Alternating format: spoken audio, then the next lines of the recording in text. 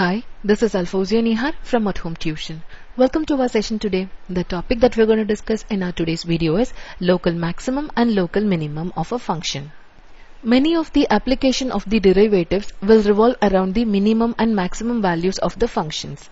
While we can all visualize the minimum and maximum values of a function, we want to be a little more specific in this work. In particular, we want to differentiate between two types of minimum or maximum values.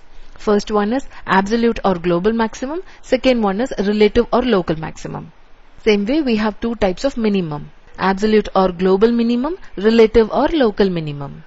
In this video, let us focus on local maximum and local minimum. We can start with the definition of the maximum and minimum. Let us start with local maximum. First, we need to choose an interval. Then we can say that a local maximum is the point where the height of the function at a is greater than or equal to the height of anywhere else in that interval. Hope you're clear with this definition. Okay, let me give you this briefly. F of a is greater than or equal to f of x for all x in that particular interval. In other words, you can also say this as there is no height greater than f of a. Please note that f of a should be inside the interval, not at the end or the other. Okay. Hope you're clear with local maximum now. You have to select one interval and you have to find the highest point.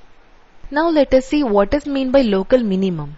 Local minimum is likewise. A local minimum is f of a less than or equal to f of x for all x in this particular interval.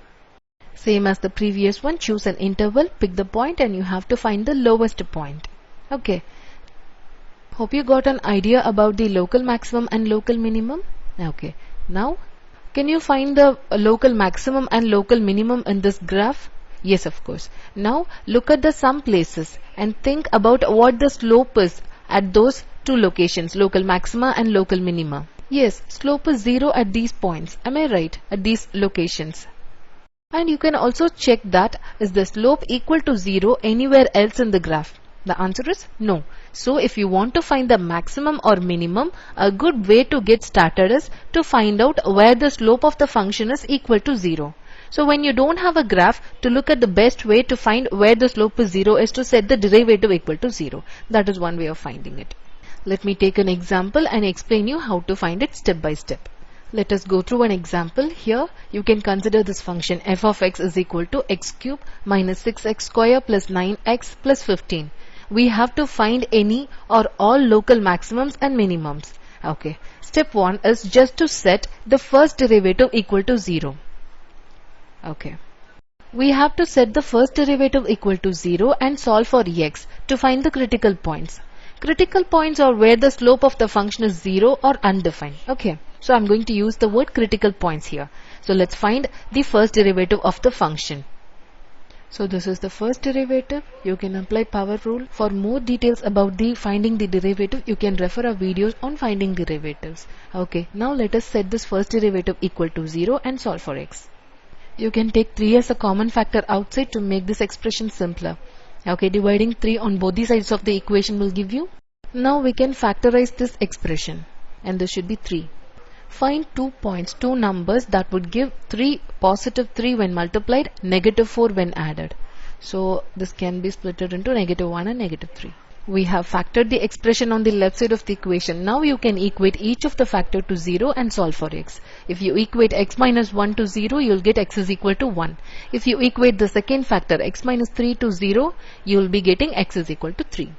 Okay, now we have our critical points, but which one is the minimum and which one is the maximum? So please don't try to guess. We don't have enough information yet. We need to find out more about what is happening near our critical points.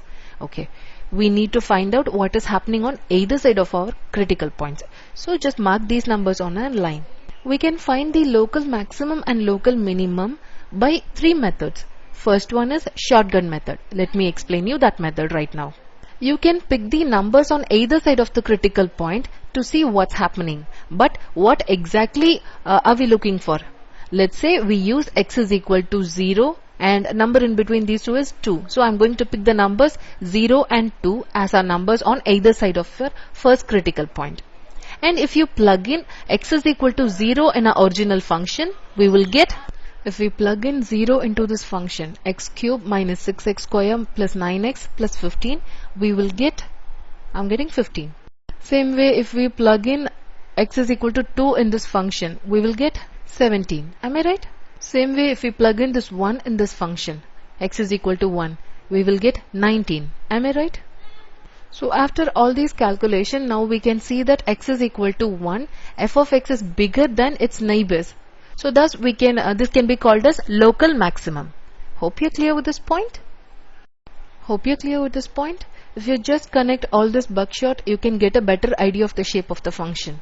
So that is why this method is named as shotgun method.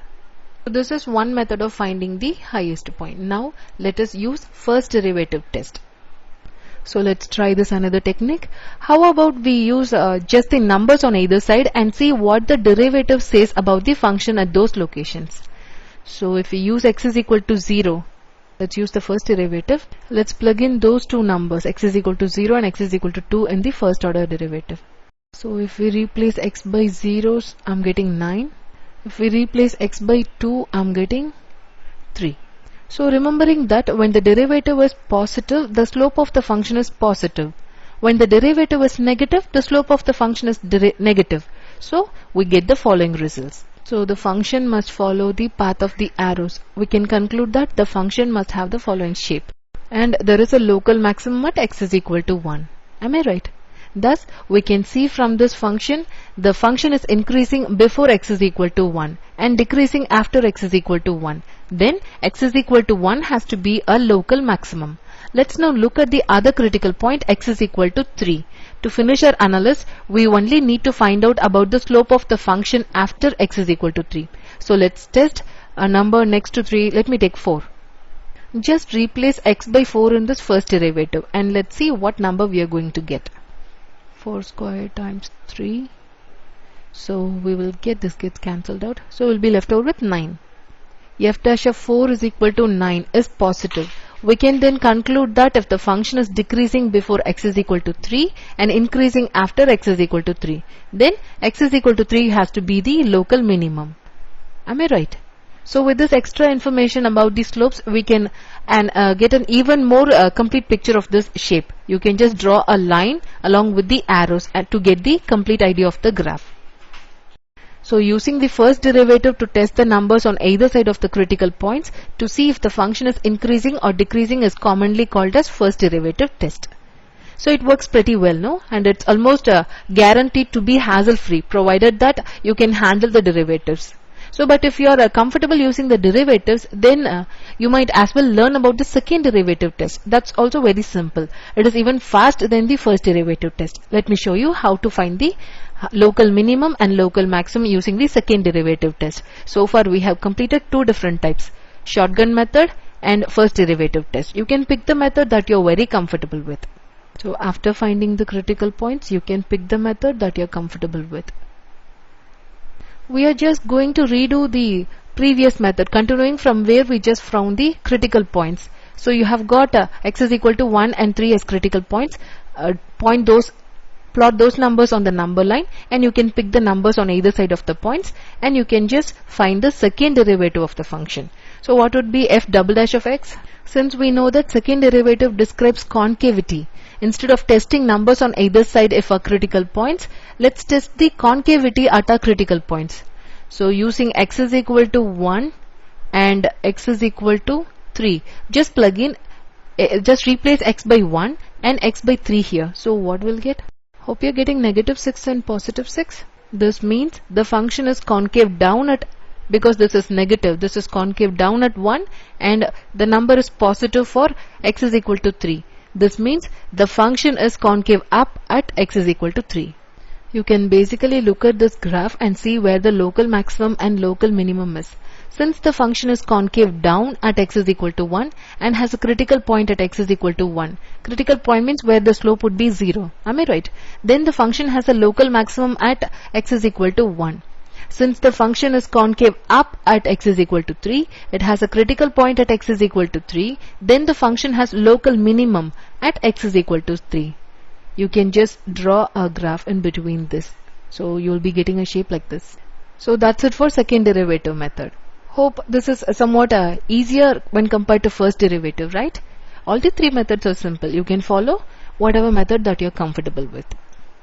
So after finding the critical points, you can use any one of the three methods to determine if they are local maximum or local minimum. For most functions, it does not matter which method you use because they will all work. When given the freedom to choose, you might prefer the second derivative test because it is a little faster than the other two. Sometimes the second derivative test does not work.